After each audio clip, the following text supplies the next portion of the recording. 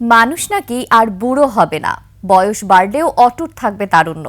আশ্চর্য শোনালেও সত্য আবিষ্কার হয়েছে বার্ধক্য প্রতিরোধে ফুড সাপ্লিমেন্ট। বাংলাদেশি বংশোদ্ভূত ব্রিটিশ বিজ্ঞানী ডক্টর আরিফ শেখ এর এই অনন্য আবিষ্কারের কার্যকারিতা যাচাইয়ে এরই মধ্যে বঙ্গবন্ধু মেডিকেল বিশ্ববিদ্যালয় হাসপাতালে শুরু হয়েছে ক্লিনিক্যাল ট্রায়াল। শিউলি শবনমের রিপোর্ট। মানুষের শরীরে রোগ প্রতিরোধ ক্ষমতা বাড়াতে অতি গুরুত্বপূর্ণ ভূমিকা পালন করে থাইমাস গ্রন্থি নামে একটি অঙ্গ।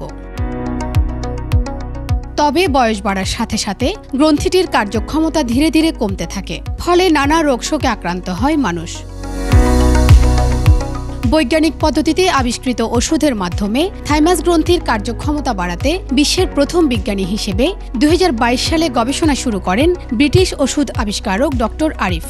তার এই কাজে সার্বক্ষণিক পরামর্শ দিয়ে সহায়তা করেন ভায়াগ্রার আবিষ্কারক হিসেবে সর্বাধিক পরিচিত খ্যাতিমান ওষুধ আবিষ্কারক ডেভিড ব্রাউন। Very interesting. থাইমাসের যে পরিবর্তন হচ্ছে বা ফাংশন কমে যাচ্ছে 1% করে, এটাকে তো যদি আমি 0.5 করতে পারি মনে হয়, তাহলে সেক্ষেত্রে হচ্ছে বয়স 40 ঠিকই হবে, কিন্তু আপনার মলিকুলার এজটা হবে হচ্ছে 35, মানে 35 বছর আপনার যে রোগ প্রতিরোধ ক্ষমতা থাকার দরকার ছিল 40 বছর যে আপনি সেরকম থাকতে পারবেন। মানব দেহের জন্য নিরাপদ 18টি প্রাকৃতিক উপকরণ দিয়ে তৈরি ডক্টর আরিফের এই ফুড সাপ্লিমেন্ট এর কার্যক্ষমতা যাচাইয়ে এরই মধ্যে বিএসএমএমইউতে 260 জন সুস্থ স্বেচ্ছাসেবীর ওপর পরীক্ষামূলক কাজ শুরু হয়েছে। এর মাধ্যমে একটি নিরাপদ চিকিৎসা পদ্ধতি গড়ে তোলার ব্যাপারে আশাবাদী তিনি। এমন একটা ফর্মুলেশন তৈরি করেছি যেই ফর্মুলেশন দিয়ে আপনার এই সাপ্লিমেন্টটা আপনার থাইমাস গ্ল্যান্ডকে সতেজ রাখবে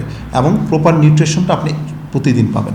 ডক্টর আরিফ মনে করেন তার এই আবিষ্কার বিশ্বের নানা প্রান্তে বসবাসরত বাংলাদেশি বিজ্ঞানী ও গবেষকদের উদ্বুদ্ধ করবে।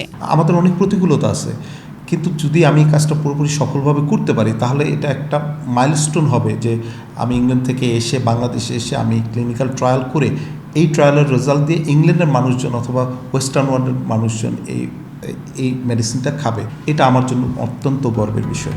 ডক্টর আরিফ ঢাকা বিশ্ববিদ্যালয় থেকে মাইক্রোবায়োলজিতে স্নাতক শেষ করে 2006 সালে সম্পূর্ণ স্কলারশিপ নিয়ে উচ্চতর গবেষণা করতে ইংল্যান্ডে যান। যৌথভাবে যুক্তরাজ্যের সেন্ট আন্দ্রুস, অক্সফোর্ড এবং যুক্তরাষ্ট্রের ডেলাওয়ার বিশ্ববিদ্যালয় থেকে তিনি পিএইচডি সম্পন্ন করেন।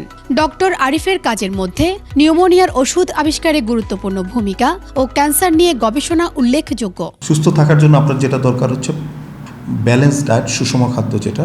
শিউলি শবনম, 21 টেলিভিশন, ঢাকা।